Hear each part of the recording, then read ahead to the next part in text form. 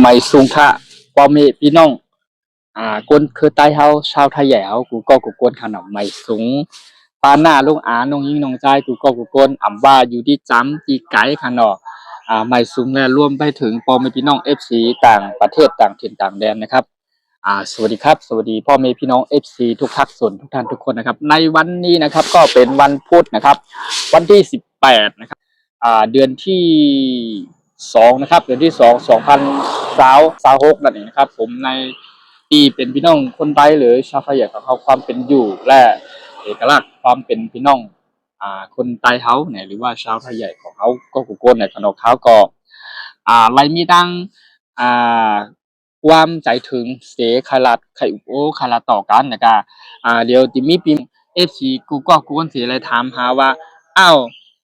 ช่องใต้เฮ็ดข้าวผักหรือว่าพอมีพี่น้อง FC หลายๆโดยเฉพาะพี่น้องต่างประเทศต่างถิ่นต่างแดนนะครับเนาะที่ว่าหายไปไหนช่องทำอาหารพันคนไทยนี่หันเข้ามาอุปโภคต่อกันถึงเหย้าเนี่ยก็ยังใจถึงกันอยู่ยังคิดถึงกันอยู่นะครับเนาะยังใครอุปโภคต่อกันอยู่นะคะช่องทำอาหารเพื่อนบ้านคนใต้หรือคนใต้ช่องนี่หายไปไหนกันเนาะยังอยู่นะครับเนาะตอนดาบพอมีพี่น้อง FC กูก็คนก็หลายเสียมว่าท่านไหนที่เข้ามาเป็น FC ของเขาก็ฝากเข้ามาเป็นกำลังใจเขาฝากปันเน็ตปันแห้งเขาในข้องใต้เฮ็ดข้าวผักในวันมื้อหน้าเนี่ยเขาก็ยินดีชมผู้ก็ผู้คนพ่อแม่พี่น้อง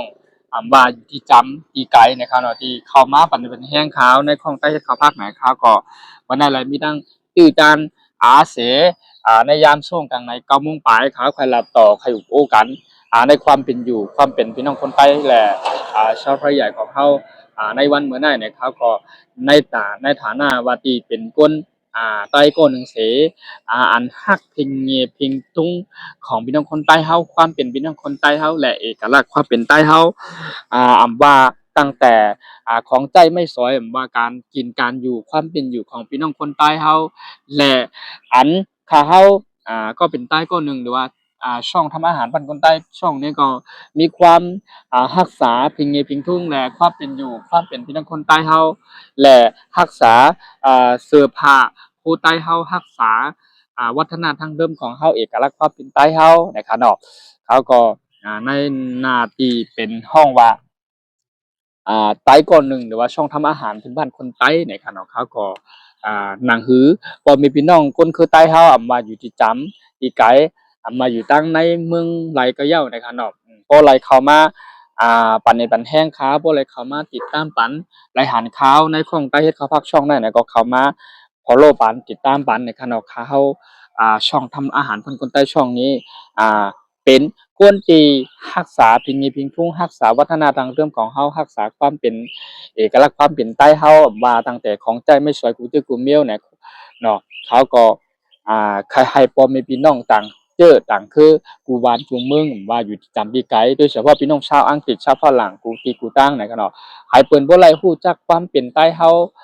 เป็นจึงหือเอกลักษณ์ความเป็นใต้เฮาวัฒนธรรมเดิมของใต้เฮาเป็นจึงหือข้าวภาคใต้เฮาเป็นจึงหือเมนูดั้งเดิมใต้เฮาเป็นจึงหือไหน หนังหือเปิ้นบ่ได้แลฮู้จักและเป็นที่เปิ้นฮู้จักกว่าใหญ่นั้นนำวางเพจไกลกว่ากูที่กูตั้งนั่นเนี่ยเขาก็ในฐานะที่เป็นช่องท้ายเหลือช่องทำอาหารคนใต้ช่องหนึ่งเนี่ยเขาก็และมีตั้งชื่อตั้งเสียใครมาลัดต่ออุปโภคกันในยามช่วงกลางในเจ้าในวันมื้อไหนนะครับเนาะก็มีความสุขและมีตั้งชื่อใจกูก็กวนค่าน้ำว่าเป็นพี่พ่อแม่พี่น้องว่าจะเป็นตาเป็นหน้าเป็นลุงเป็นอาน้องยินน้องจายกูก็กูกวนในวันมื้อไหนเนี่ยเขาก็ก็เป็น ใต้ก็หนึ่งเสหรือว่าช่องทำอาหารพันคนใต้เสไขมาลาดดอกโอการไฮปอไลผู้ใต้และเอกลักษณ์ความเป็นใต้เฮาและวัฒนธรรมเดิมของใต้เฮาอ่าแล้วก็พิงเงพิงทุ่งของใต้เฮาเนี่ยว่าจะเป็นการใช้เสื้อผ้าว่าจะเป็นการคู่ของใช้ของสอยนะครับเนาะความเป็นอยู่และ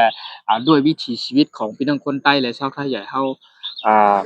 มีตั้งเสื้อใจมีตั้งโจทย์ตั้งมนต์นะครับเนาะ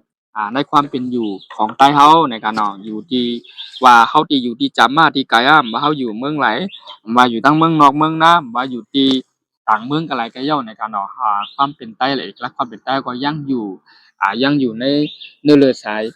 ใจแต่สีแล้วก็ฮักมีเพียงทุ่งใต้เฮาในการเนาะฝากพ่อแม่พี่น้องผู้เข้าควรเข้ามาเป็นบัดแห้งเขาเหยียดนำเขาเนาะในของใต้เฮ็ด เขาพักเหมือนในขนมใหม่สูงกูก็ค่าใหม่สูงที่เขาว่าปั่นเป็นแห้งขาวในของไทยเฮ็ดเขาพักใหญ่นำค่ะกูก็กดค่าทำใหม่สูงค่ะโอเคตอนดาว่ามันได้ก็ยินหยีจมกูก็คนที่เขามาปั่นไอ้เป็นแห้งขาวใหญ่นำขนมเหมือนได้ค่ะเขาก็ไล่มาละต่อและโอ้กันตั้งโปรไม่พี่น้องเขากูกวนเขาก็มีตั้งจ่อตั้งซื้อตั้งมนนำใหญ่นำขนมกูก็กวนใหม่สูงค่ะใหม่สูงดีเขามาปั่นเป็นแห้งขาวใหม่สูงขนมใหม่สูงค่ะเขาก็ไล่ป้าโปรไม่พี่น้อง FC กูเข้ากวนเสียเขาก็ว่าเลเลื่อนสวนเลื่อนป่ากับแอวนะคะมีทั้งเป็นธรรมชาติพื้นป่ามีทั้งเสียงนกเสียงหนูอีนกอีกาของเฮาในคะเนาะได้ยินเสียงนกอ่อนจี๊บๆจับๆเถเฮาก็ไล่ว่ามีทั้งจ่อทั้งมวลทั้งเชื้อใจนะคะความเป็นอยู่ของพี่น้องคนไทยและชาวไทยใหญ่ของเฮานะครับเมื่อไหร่เขาก็ยินหยีนโจมและขอบใจพ่อแม่พี่น้องอย่างน้ำคาเนาะที่เข้ามา ปันนี้เป็นแห้งขาวที่เขามาเยี่ยมชม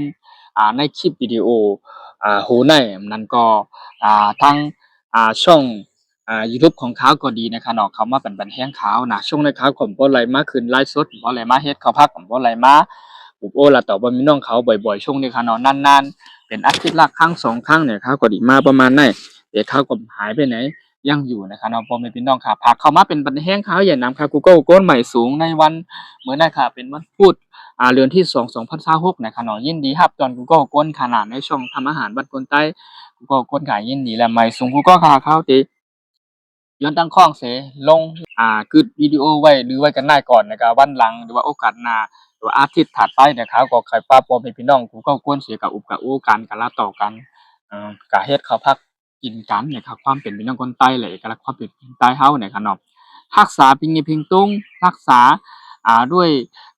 วิถีชีวิตของพี่น้องคนพื้นบ้านคนใต้เฮาเนี่ยครับเนาะไม่สูงกูก็ค่าไม่สูงค่านาที่เขามาปั่นไปในทางเขาไม่สูงค่าไม่สูงโอเค